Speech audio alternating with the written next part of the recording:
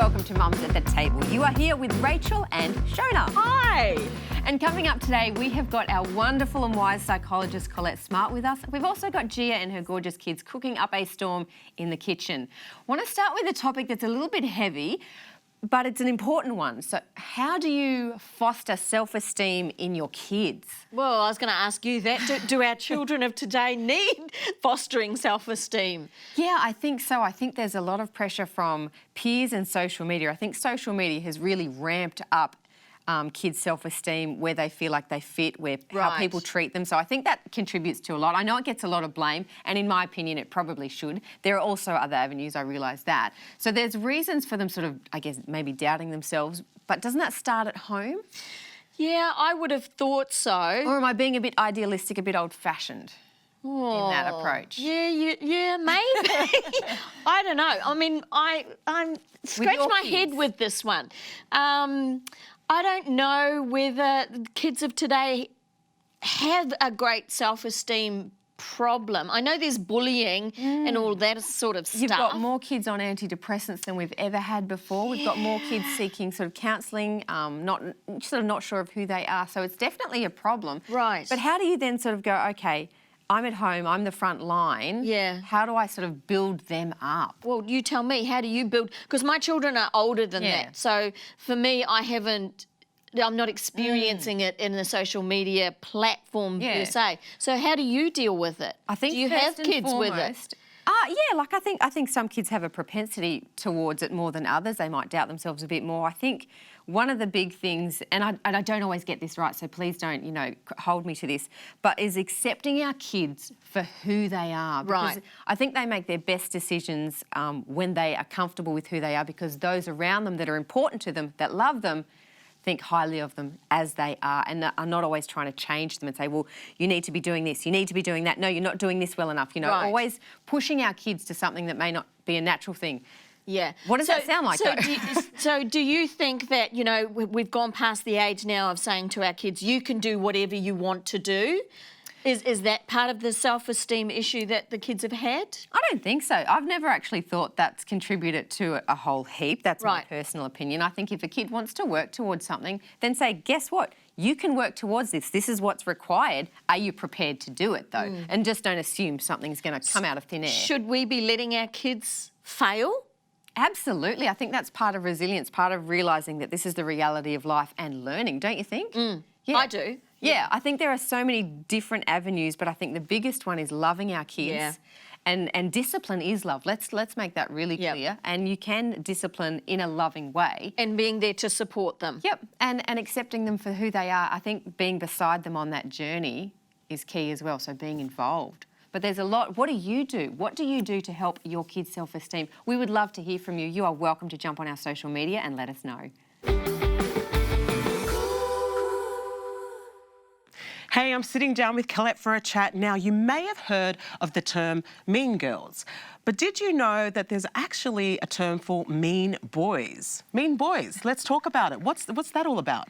I think there's this myth, Fiona, that it's been perpetuated forever, I think, that when boys are mean to each other, it's always physical. Yes. So, they're gonna take it out. Yeah. So boys will have an argument, they'll just kind of punch it out, and then once they've done, they're best friends by the time the bell rings. Right. And that's actually not the case. We've actually now seen studies in Norway talk about relational aggression, we call it, in boys. So relational aggression really is bullying.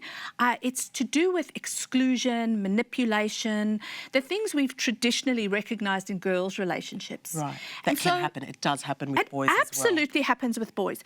And so we see boys, either a group of boys or one boy is aiming at a particular boy who would be the victim. And it's things like excluding the child when they're sitting on the bus. And I often say it happens in stealth because adults don't see it. It kind of flies under the radar. Bullies are very clever at doing it in between the bell. And I guess even as parents with our boys, some of us tell them to suck it up. Yes. You'll be fine. He'll be right. You stand up for yourself. That's the usual and how perception. dangerous is that we actually make our boys suppress pain. And so that comes out in a whole lot of other ways. And so our boys are being manipulated or bullied or excluded online, gaming on the field or the oval, in sport. They put down, there's this boy banter that happens. Oh, it's just a joke, you know, I didn't mean anything. Actually, it's far from a joke. It's continual and consistent. So it's not So a what are we one-off. looking for? What are we looking for in our child if they are a victim of this mean boy mentality? Yeah, so it's not a one-off bad day. Yeah. It's not, you know, somebody had a bad day and woke up on the wrong side of the bed and they've been mean to you today. It's that consistent behaviour that's happening. And then we need to be careful because boys tend to still hold back talking about when things are going wrong.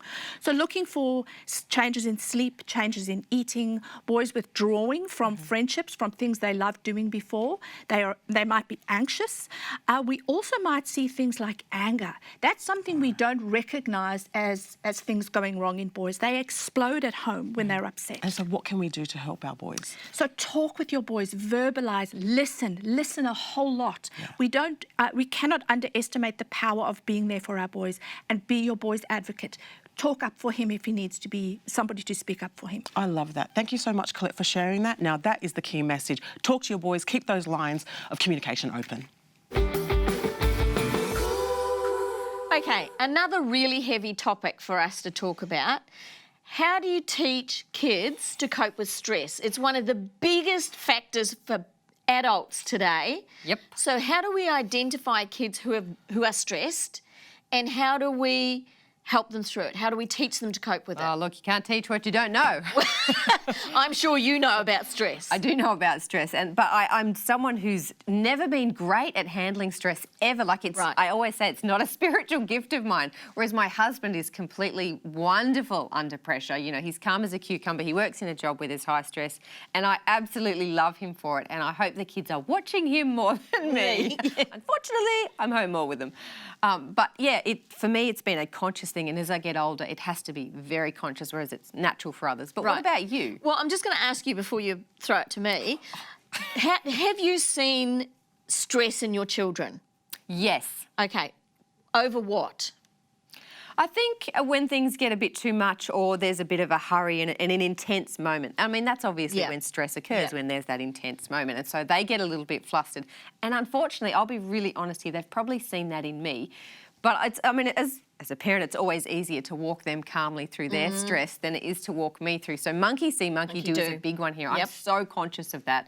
And I wish I could say I was succeeding brilliantly. So are you using any skills or techniques to teach the kids how to cope with their stress? Yep. So a couple of things I do. One is I know which daughter I'm talking about here. Number two, I get her to, you know, we do the breathing. It sounds a little bit cliche, but we do the breathing. And if that fails, I literally send her outside to run to the fence and back 10 times because that always calms her down the best. Right. And it gives you a bit of time out too. Oh, yeah, and I need that. But yeah, once she's sort of released a bit of that energy, we sort of have a better opportunity to sit down and talk about it and walk through it, I guess, a bit more methodically. Yeah. Okay, well, there's some ideas and tips for you. If you have any ideas or tips or can help anybody else with their stress, write into us at our social media and give us some ideas.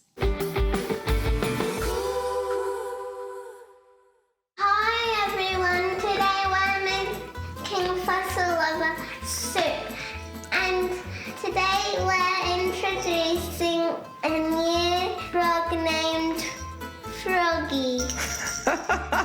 Fasolada. Fasolada. High five. This is very good. You say it so well. So today we're making fasolada soup. It's a Greek traditional soup made in winter.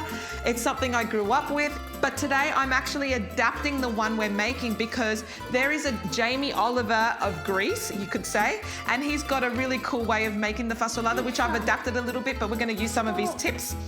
Medium to high heat to start, then you will lower it down, but you don't want the pot to get hot before you put the veggies in. Okay, so I've just put a little bit of oil in there because that's how the Greeks do it. And then straight away, you throw in your veggies, which is carrots, celery, garlic, and onion. So that's the main part of the dish. I'll start frying them off so that way they soften up on a medium to high heat. And then once you see them frying quite a bit, I lower the heat and then I just let them soften up. Okay, so this has been cooking out for about 20 minutes and the veggies are now a little softer. And you just keep stirring until they soften up. But see how they're not burnt? See how they're not fully fried off. They're just slowly cooked until they soften up. And then I put the tomato paste in there, and then I just stir it around, mix it through, and just fry it off for a minute. So I put the tomato paste in there, as you can see. All right, so that's it. That was simple. So the rest of the ingredients. We've got, and this is blasphemy because really the Greeks love to soak their beans overnight and wash them really well. But because I'm a mother with kids and you're probably busy too, I just buy the canned cannellini beans. So canned cannellini, are you right? Okay, canned cannellini beans, rinsed really well. You can get some really good organic ones. I'll put some rosemary and use the whole rosemary, just throw it all in there. Beautiful. I'm going to add some oregano because that's just what you do in Greek dishes. A little bit of salt. I'm going to put 1 to 2 litres of water in there. So I've got my water already counted out. You just want to cover it. So veggie stock cube, and here is the special ingredient, which I got the tip from that Jamie Oliver guy. His name's Akis. Now, he puts a whole apple in his fasolada to thicken it up, but it helps thicken it up, but it also gives it this really nice sweet flavour. So I'm just going to put a whole apple in there. We'll be back to show you what this soup is going to look like. We've been cooking the fasolada for about 40 to 45 minutes, and it is looking so good. Look how much thicker it is now. Now, see, the apple is still whole in there.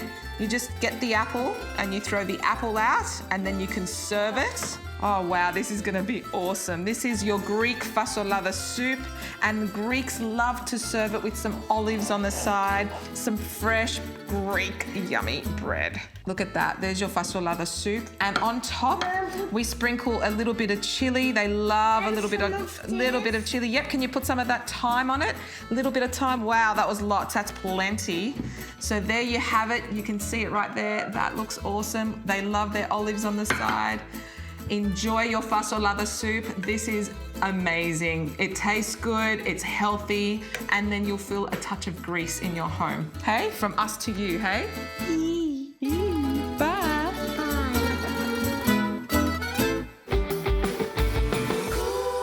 Well, that's it from us, but please don't forget, we've got a whole heap of experts on our show, and we would love for you to ask questions if you have them, and we can have them answered. You can have that direct access to them. But that's it from us for now. We will see you next time. Bye. Bye.